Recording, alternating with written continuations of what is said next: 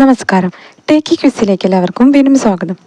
Degree holders ആയിട്ടുള്ള എല്ലാ PSC ഉദ്യോഗാർത്ഥികളും secretariat assistant എന്ന സ്വപ്ന ജോലിക്ക് വേണ്ടിയിട്ടുള്ള തയ്യാറെടുപ്പിലാവുമല്ലോ. അതിലേക്കുള്ള ആദ്യ സ്റ്റെപ്പാണ് degree level prelims exam. Prelims clear ചെയ്താൽ മാത്രമേ നമുക്ക് മെയിൻസ് എക്സാം എഴുതാൻ പറ്റൂ. അപ്പോൾ മെയ് 24 ഡിഗ്രി ലെവൽ പ്രിലിംസ് എക്സാമിൻ്റെ ആദ്യ സ്റ്റേജ് എന്ന് PSC മെയ് മാസത്തിലെ എക്സാം കാലണ്ടറിലൂടെ ഔദ്യോഗികമായി പ്രഖ്യാപിച്ചിട്ടുണ്ട്. അപ്പോൾ ഇനി നമുക്ക് വളരെ കുറച്ച് സമയം മാത്രമേ ഉള്ളൂ പ്രിലിംസിനായി തയ്യാറെടുക്കാനായിട്ട്. സെക്രട്ടേറിയറ്റ് അസിസ്റ്റൻറ്റിന് അപ്ലൈ ചെയ്തത് മുതൽ സെക്രട്ടേറിയറ്റ് അസിസ്റ്റൻറ്റിൻ്റെ മെയിൻ സിലബസ് നോക്കി പഠനം ആരംഭിച്ചവരുണ്ടാകാം. പ്രിലിം സിലബസ് പ്രകാരം പഠിച്ചു തുടങ്ങിയവരുണ്ടാകാം. അപ്ലൈ ചെയ്ത് ഇതുവരെ ഒന്നും പഠിക്കാത്തവരും ഉണ്ടാകാം. ഏത് വിഭാഗക്കാരായാലും ഇനി പ്രിലിംസ് ക്രാക്ക് ചെയ്യാൻ വേണ്ടത് ഒരു സ്മാർട്ട് സ്റ്റഡി പ്ലാനാണ്. അല്ലാതെ ടോപ്പിക്ക് വലിച്ചു വാരി പഠിച്ചിട്ട് കാര്യമില്ല.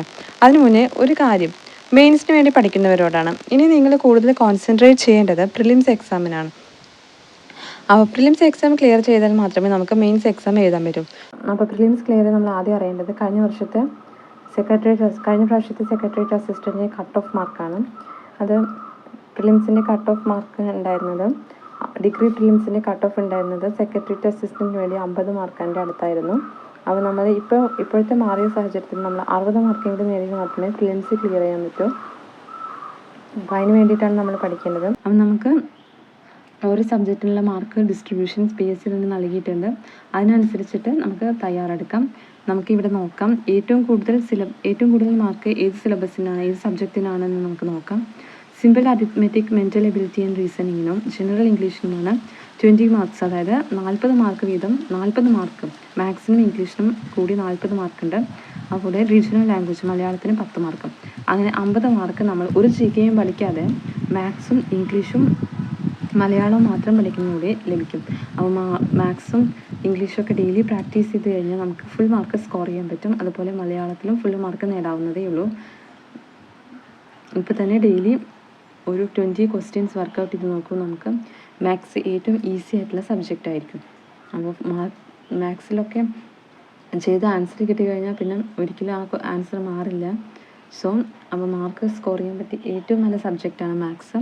അതിൽ ഫുൾ മാർക്ക് 20 + 10 മാർക്ക് 50 മാർക്സ്. അതിൽ 50ൽ ഒരു 40 മാർക്കെങ്കിലും നേടാൻ കഴിഞ്ഞാൽ നമുക്ക് പ്രിലിംസ് ക്ലിയർ ചെയ്യാൻ ഈസി ആയിരിക്കും. പിന്നെ നമുക്ക് ഒരു 20 മാർക്ക് മാത്രം GK സബ്ജക്റ്റിൽ നിന്ന് നേടേണ്ടതുള്ളൂ.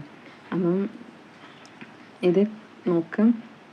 പ്രീവിയസ് ക്വസ്റ്റ്യൻസ് ഒക്കെ എടുത്ത് നന്നായിട്ട് വർക്കൗട്ട് ചെയ്ത് നോക്കാം. കഴിഞ്ഞ അടുത്തത് ഏറ്റവും കൂടുതൽ മാർക്ക് വരുന്നത് ജനറൽ നോളജിൽ ഏറ്റവും വരുന്നത് ഹിസ്റ്ററിക്കാണ് 10 മാർക്ക്. അതുപോലെ ആർട്സ്, ലിറ്ററേച്ചർ, കൾച്ചർ, സ്പോർട്സ് എന്ന സബ്ജക്റ്റിനും 10 മാർക്ക് കൊടുക്കുന്നുണ്ട്. ഇവിടെ ഹിസ്റ്ററിയിൽ വരുന്നത് സബ്ജക്റ്റ് ഏതൊക്കെ നോക്കാം. Kerala history, Indian history, world history. Kerala ഹിസ്റ്ററിയിൽ അറൈവൽ ഓഫ് യൂറോപ്യൻസും കോൺട്രിബ്യൂഷൻ ഓഫ് യൂറോപ്യൻസും ഒക്കെ ഇമ്പോർട്ടൻ്റ് ആയിട്ടുള്ള സബ്ജക്റ്റാണ്. ആ ഭാഗത്തു നിന്നൊക്കെ ക്വസ്റ്റ്യൻ വരാം. പിന്നെ മാർത്താണ്ഡവർമ്മ ടു ശ്രീ ചിത്ര തിരുനാൾ വരെയുള്ള തിരുവിതാംകൂർ രാജവംശത്തെക്കുറിച്ചുള്ളതും സോഷ്യൽ റിലീജിയസ് റിഫോം മൂവ്മെൻറ്റ്സ്, അങ്ങനെയുള്ള മൂവ്മെൻറ്റ്സ്, വൈക്കം സത്യാഗ്രഹം, ഗുരുവായൂർ സത്യാഗ്രഹം, ക്ഷേത്രപ്രവേശന വിളംബരം, അങ്ങനെയുള്ള ഭാഗത്തു നിന്നൊക്കെ ക്വസ്റ്റ്യൻസ് പ്രതീക്ഷിക്കാം. പിന്നെ ഐക്യ കേരള പ്രസ്ഥാനം, ആ ഭാഗത്തു നിന്നൊക്കെ ക്വസ്റ്റ്യൻസ് പ്രതീക്ഷിക്കാം. പിന്നെ Indian history, medieval Indian history നമ്മൾ ഇപ്പോൾ LDCക്കും അതുപോലെ 10th പ്രിലിംസിനൊന്നും ഇല്ലാത്തൊരു സിലബസാണ്. അപ്പോൾ ഇനി അത് പഠിക്കാൻ പോകുന്നതിനോട് എനിക്ക് താല്പര്യമില്ല. അതിനുള്ള സമയം ഉണ്ടാവില്ല നമുക്ക്. അപ്പോൾ അതിന് മിഡീവൽ ഇന്ത്യയിൽ വരുന്നത് നമുക്ക് ക്വസ്റ്റ്യൻസ് മാത്രം വർക്കൗട്ട് ചെയ്യുക, പ്രീവിയസ് ഇയർ ക്വസ്റ്റ്യൻസ് മാത്രം വർക്കൗട്ട് ചെയ്യുക, അതിൻ്റെ റിലേറ്റഡ് ഫാക്ട്സ് നോക്കി വെച്ചാൽ മതി. അപ്പോൾ ലക്കിന് ആ ക്വസ്റ്റ്യൻസ് തന്നെ നമുക്ക് പ്രതീക്ഷിക്കാം. അപ്പോൾ അതിന് വേണ്ടിയിട്ട് സമയം കളയണ്ട.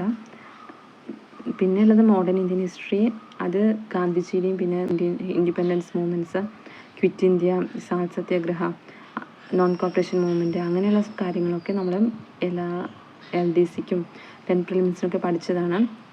അതൊന്ന് റിവിഷൻ ചെയ്ത് നോക്കുക. പിന്നെ വേൾഡ് ഹിസ്റ്ററിയിൽ LDCക്ക് പഠിച്ചതാണ് great revolution in England, American war of independence, French revolution, Russian revolution, Chinese revolution, political history after second world war. ഇതൊക്കെ നോക്കി വയ്ക്കുക. റെവല്യൂഷനെ പറ്റിയിട്ടുള്ള ഒരു ക്വസ്റ്റ്യൻ എന്തായാലും പ്രതീക്ഷിക്കാം. പിന്നെ UNO and other international organisation, അതിൻ്റെ ഏറ്റവും കറണ്ട് അഫയേഴ്സ് ആയിട്ടുള്ള കാര്യങ്ങളാണ് നോക്കി വയ്ക്കേണ്ടത്. അതിന് കറണ്ട് അഫയേഴ്സ് ഭാഗത്തുള്ള ക്വസ്റ്റ്യനാണ് പ്രതീക്ഷിക്കാവുന്നത്. അപ്പോൾ അതിന് നോക്കി വയ്ക്കാം. അപ്പോൾ ഹിസ്റ്ററി നോക്കി വെച്ചാൽ നമുക്ക് ഒരു 5 കൂടുതൽ, അങ്ങനെ 5, 6, 7, 8 മാർക്ക് ഹിസ്റ്ററിയിൽ നേടാൻ കഴിഞ്ഞാൽ നമുക്ക് നല്ലതായിരിക്കും. പിന്നെയുള്ളത് arts, literature, sports. Arts, literature, സ്പോർട്സിൻ്റെ ഭാഗത്തുനിന്ന് സിലബസ് ഏതൊക്കെയെന്ന് നമുക്ക് നോക്കാം. ആർട്സ്, സ്പോർട്സ്, ലിറ്ററേച്ചർ ഈ ഭാഗത്തുനിന്ന് മെയിനായിട്ട് കറണ്ട് അഫയേഴ്സ് ആയിരിക്കും ചോദിക്കുക, അവാർഡ്സൊക്കെ.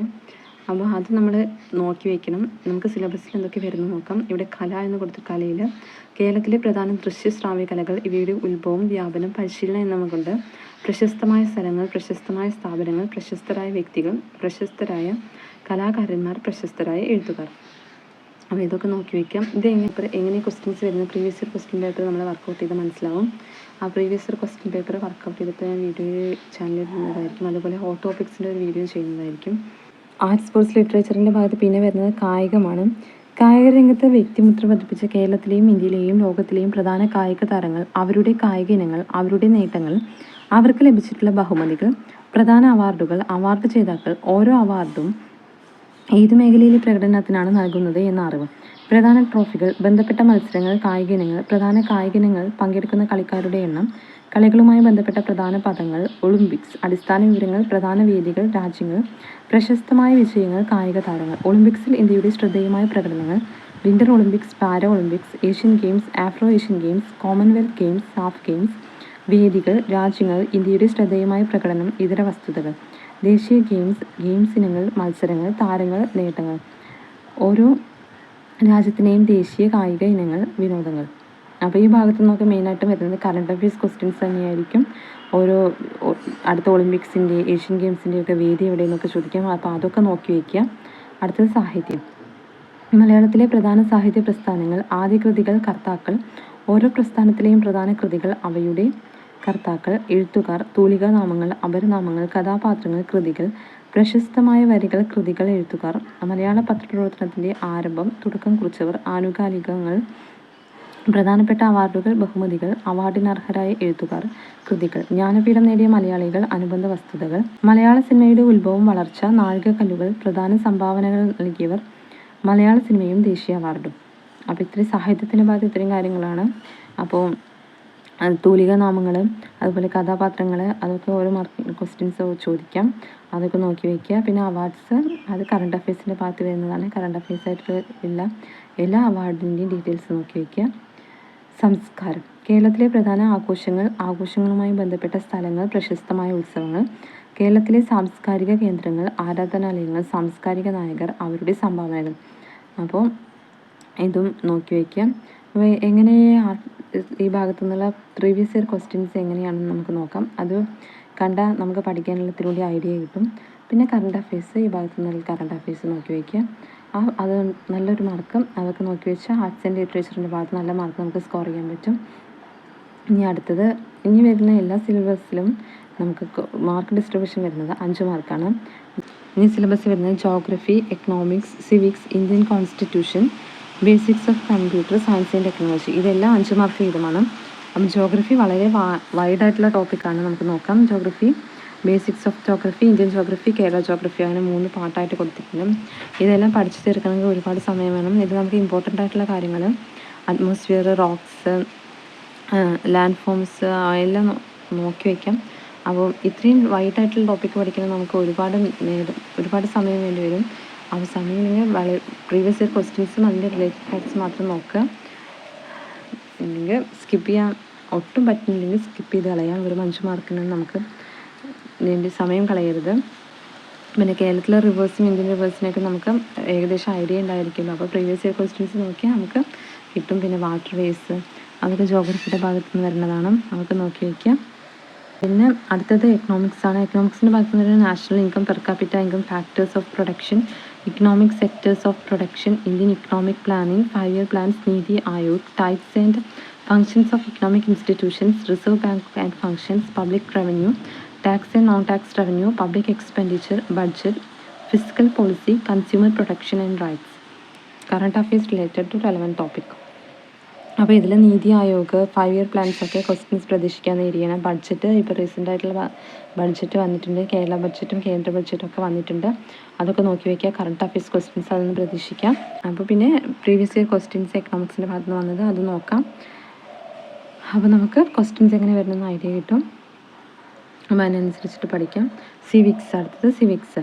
Public administration, bureaucracy, features and functions, Indian civil service, state civil service, e governance, information commissions and right to information act, Lokpal and Lokayukta, government, executive, judicial, legislature, election, political parties, human rights organizations, act and rules regarding consumer protection, watershed management, labor and employment, national rural employment policies, land reforms, protection of women, children and old age people, social welfare, social security, socio-economic statistical data. അപ്പോൾ സിവിക്സിൻ്റെ ഭാഗത്ത് വരുന്നത് ഇതാണ്. ഇതൊന്നുമല്ല, സിവിക്സിൽ നിന്നായിട്ട് പേടിക്കുന്ന വേണ്ട. നമ്മൾ LDCക്ക് പഠിച്ച സുപ്രധാന നിയമങ്ങൾ അതിൽ തന്നെയാണ് വരുന്നത്. മനുഷ്യാവകാശ കമ്മീഷനും വിവരാവകാശ കമ്മീഷനും കൺസ്യൂമർ പ്രൊട്ടക്ഷനും അങ്ങനെയുള്ള കാര്യങ്ങൾ അതൊക്കെ നോക്കി വയ്ക്കുക. അതിൻ്റെ കറണ്ട് അഫയേഴ്സും വരുന്നുണ്ട്. അപ്പോൾ അതിൻ്റെ ഇപ്പോൾ പ്രസൻറ്റ് ചെയർമാൻ ആരാന്നൊക്കെ ചോദിക്കാൻ സാധ്യതയുണ്ട്. അപ്പോൾ അതൊക്കെ നോക്കി വയ്ക്കുക. പിന്നെ ഇന്ത്യൻ കോൺസ്റ്റിറ്റ്യൂഷൻ നമ്മൾ എല്ലാ എക്സാമിനും പഠിക്കുന്നതാണ്. അതിൽ Constituent Assembly, Preamble, Fundamental Rights, Directive Principles, Fundamental Duties, Citizenship, Constitutional Amendments, Panchayat Raj, Constitutional Institutions and their Functions, Emergency, Union List, State List and Concurrent List. ഇത് പ്രീവിയസ് ഇയർ ക്വസ്റ്റ്യൻസ് പ്രാക്ടീസ് ചെയ്ത് നോക്കിയാൽ തന്നെ കോൺസ്റ്റിറ്റ്യൂഷനിൽ നമുക്ക് full mark നേടാവുന്നതേ ഉള്ളൂ. അപ്പോൾ previous year questions നന്നായി practice നോക്കുക.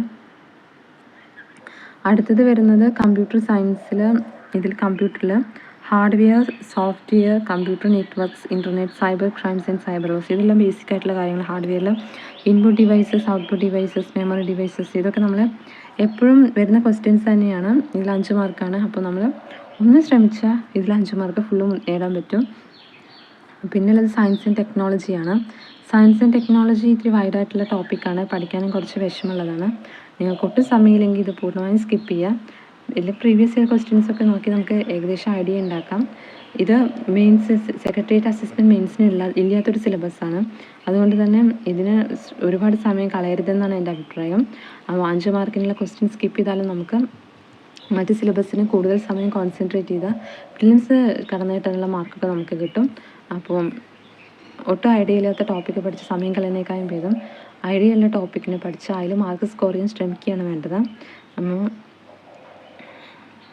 എല്ലാവരും നന്നായി പ്രാക്ടീസ് ചെയ്യുക. അപ്പോൾ ഇത്രയും കാര്യങ്ങളാണ് പറയാനുള്ളത്. മലയാളത്തിൻ്റെയൊക്കെ സിലബസ്, ഇംഗ്ലീഷിൻ്റെയൊക്കെ സിലബസ് നിങ്ങൾ നോക്കുക. സിലബസ് ഇല്ലാത്തവർ സിലബസ് ഡൗൺലോഡ് ചെയ്തിരുന്ന് പഠിക്കുക. സിലബസിനെ ബേസ് ചെയ്തിട്ടായിരിക്കണം പഠനം. എല്ലാ സിലബസിൽ വരുന്ന ഹോട്ട് ടോപ്പിക്സിനെ കുറിച്ച് ഞാൻ ഒരു വീഡിയോ ചെയ്യുന്നതായിരിക്കും. അതുപോലെ പ്രീവിയസ് ഇയർ ക്വസ്റ്റ്യൻ പേപ്പറും അതിൻ്റെ റിലേറ്റഡ് ഫാക്ട്സ് ആയിട്ടുള്ള വീഡിയോ ചെയ്യുന്നതായിരിക്കും. സോ എല്ലാവരും നന്നായിട്ട് ശ്രമിക്കുക. മെയിൻസിന് വേണ്ടി ശ്രമിക്കാതെ ഇനി പ്രിലിംസിന് വേണ്ടി തയ്യാറാവുക. സെക്രട്ടേറിയറ്റ് അസിസ്റ്റൻ്റ് എന്ന ജോലിക്കാണെങ്കിൽ അതിൻ്റെ ഫസ്റ്റ് സ്റ്റെപ്പ് ഈ പ്രിലിംസ് എക്സാം തന്നെയാണ്. ഫസ്റ്റ് സ്റ്റെപ്പ് കയറിയാൽ മാത്രമേ നമുക്ക് മുന്നോട്ടുള്ള ഓരോ പടികളും കയറാൻ പറ്റൂ. അപ്പോൾ നമ്മൾ ഫസ്റ്റ് സ്റ്റെപ്പ് കയറാൻ വേണ്ടിയിട്ടാണ് നന്നായിട്ട് പരിശ്രമിക്കേണ്ടത്. സോ ഇനി പ്രിലിംസിന് വേണ്ടി നന്നായി കോൺസെൻട്രേറ്റ് ചെയ്യുക. മോഡൽ എക്സാംസൊക്കെ എഴുതി നോക്കുക എല്ലാവരും. അപ്പോൾ ഇത്രയും കാര്യങ്ങളാണ് പറയാനുള്ളത്. എല്ലാവരും നന്നായി ശ്രമിക്കുക. പ്രിലിംസ് കടന്നിട്ട് നമുക്ക് വളരെ ഈസി ആയിരിക്കും. സോ എല്ലാവർക്കും ഓൾ ദ ബെസ്റ്റ്. എല്ലാവരും ശ്രമിച്ചുകൊണ്ടിരിക്കുക. നിങ്ങൾക്ക് ഈ വീഡിയോ ഇഷ്ടമായെങ്കിൽ ലൈക്ക് ചെയ്യുക, ഷെയർ ചെയ്യുക. കൂടുതൽ വീഡിയോസ് കാണാനായിട്ട് ഈ ചാനൽ സബ്സ്ക്രൈബ് ചെയ്യാൻ കൂടി മറക്കരുത്. അടുത്ത വീഡിയോയുമായി വരുന്നത് വരെ ഗുഡ് ബൈ.